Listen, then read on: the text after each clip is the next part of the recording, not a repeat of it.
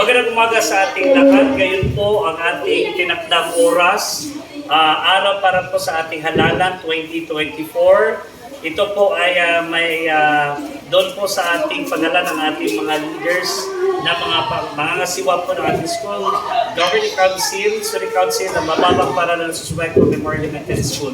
Ipapakita ko po sa inyo yung ginawa po namin dito na inobasyon para po mapabilis ang ating pagharap. So dito, meron tayong makita mga gadgets.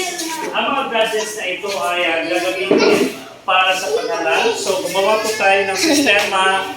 Ang miyembro po ng ating Ilicom ay gumawa po talaga ng paraan para mapadali at stress-free, hindi po magulo, wala pong dayaan na ang halalan 2024. So, yung mahahalal po natin mula grade kinder hanggang grade 6. So, dito tayo papasok. Meron pong 1, 2, 3, sila ba ito?